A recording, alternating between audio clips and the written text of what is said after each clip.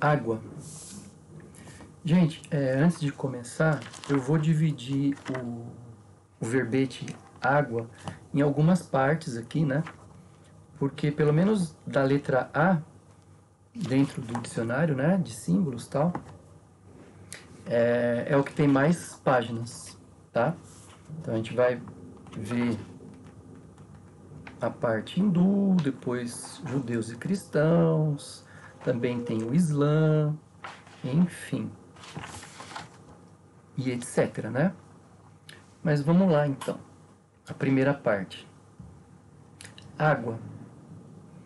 A água ela está sempre relacionada em todas as culturas, né?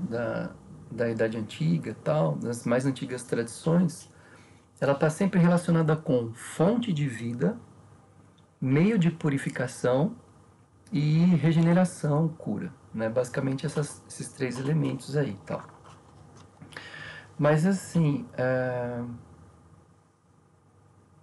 entendida como massa indefinida e infinidade dos possíveis, né? De possibilidades. Germe dos germes, todas as promessas estão contidas na água, no sentido de manifestação material, muitas vezes, né? Então, germe dos germes, todas as promessas estão relacionadas com a questão da fonte da vida. Ou banho, batismo, iniciações, estão relacionadas, nesse caso, aos meios de purificação, de limpeza, né? De regeneração, de cura e tal. Mas assim, é dito aqui que mergulhar nas águas sem se dissolver totalmente, claro que metaforicamente, né? Significa retornar às origens, né? Então, temos uma origem, saímos para a vida, enfrentamos os tsunamis e os grandes maremotos que a vida nos oferece, né? Metaforicamente, e retornamos às origens purificados, né? Mais fortes, regenerados, sarados, né? Curados, que tudo isso, todos esses termos são referências à questão da regeneração, né? E, portanto, a metáfora da água está associada a isso, no mergulho da vida, né? No mergulho das águas da vida e o retorno puro. No Rig Vedas, né? O Rig Vedas ele é um documento, o documento mais antigo, né, da literatura hindu, e basicamente ele traz a ideia de água exaltando a noção de vida, de força, de pureza, mais uma vez, né? Existe uma passagem aqui. Vós, as águas que reconfortais, trazei-nos a força, a grandeza, a alegria, a visão. Vós, as águas, dai sua plenitude ao remédio, a fim de que ele seja uma couraça para o meu corpo. Vós, as águas, levai daqui esta coisa, este pecado, qualquer ele que seja que cometi, este mal feito que fiz, a quem quer que seja, essa jura mentirosa que jurei, enfim, leva, né?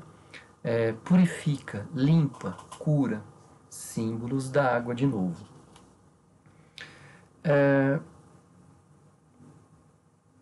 Entendida na Ásia ainda, né, como forma substancial de manifestação, de origem da vida, elemento de regeneração corporal, muitas vezes, né, para curar feridas, fertilidade, pureza, sabedoria. Existe aqui uma tendência interessante, que é a noção, ao mesmo tempo que é a noção de dissolução, né, é também o símbolo de coesão, a junção das águas, né, união, de força. Então existe aí essa dicotomia, né, essa dialética, essa vertente de pensamento aí. Bem bacana. ou dissolução ou coesão. A água representa as duas situações, né? No caso de conceitos filosóficos e psicológicos hindus, está associado a Sattva. Então, assim, Sattva seria o elemento relacionado à pureza. Além desse, ainda existe, além de Sattva, ainda existe Rajas, que é relacionado à energia, à força, e Tamas, que é relacionado à inércia, né? A algo mais decantado, sem força. Então, basicamente, são esses três conceitos, né? Sattva, Rajas e Tamas. Ou seja, pureza ou equilíbrio, energia, talvez beirando a raiva, associado ao fogo, né? Muitas vezes, e inércia, Tamas. Desses três conceitos, né, filosóficos tal, da Índia, o mais próximo da água é o satívico, é o de Sattva, né? Isso a gente pode associar às personalidades das pessoas, né? Ou determinadas características que a pessoa demonstra no momento que ela está vivenciando uma determinada situação. Uma determinada situação vai torná-la mais rajásica, mais tamásica, ou mais equilibrada, mais satívica, né? Pelo menos teoricamente, a ideia é tentar chegar ao equilíbrio dentro da filosofia hindu e, portanto, sativizar a personalidade, sativizar o impulso, sativizar a característica pessoal ou a atitude, né? Sattva relacionada à água e, portanto, a água relacionada ao equilíbrio. Ainda entre os hindus também, a água é entendida como matéria-prima de Prakriti, né? Prakriti de um lado, Purusha de outro. Prakriti, para nós ocidentais aqui, seria algo relacionado ao corpo, à matéria, à natureza, ao corpo físico, digamos assim, aquilo que é concreto. Enquanto que Purusha, por outro lado, está relacionado à essência, ao abstrato, à essência abstrata do espiritual, né? Seria, sei lá, em termos aqui ocidentais, algo relacionado à alma. Então, temos Purusha, a alma, digamos assim, e temos Prakriti, que seria a matéria. E a água, ela é entendida como matéria-prima de Prakriti, né? Segundo os textos hindus. A gente pegar, por exemplo, o Brahmanda, que é o ovo cósmico, né, dentro da mitologia hindu, o mundo ele é chocado, esse ovo, né, o mundo, que é o mundo, o ovo cósmico, ele é chocado na superfície das águas.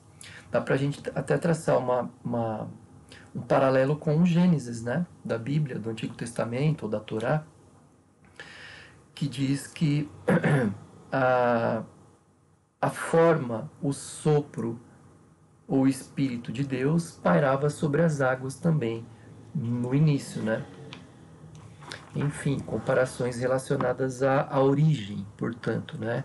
De novo, como eu dizia lá no começo, a fonte da vida. Então, ainda, né, na Índia e tal, o origem e veículo de toda a vida, dentro das alegorias tântricas, a água representa o prana. O prana é uma espécie de energia vital. O prana, digamos que, se for pensar o elemento ar, seria a alma do ar. Não é? A alma do ar que carrega nosso pulmão de vida.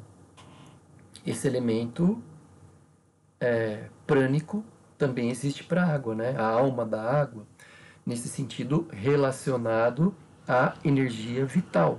A água como energia vital, né? E aí tem aqui dois povos, né? Um na Polinésia, a água está relacionada aos primórdios, ao oceano das origens, e o outro é no Vietnã. quando eles dizem que a água do céu é que faz o arrozal, ou seja, que faz o alimento, o arroz, né?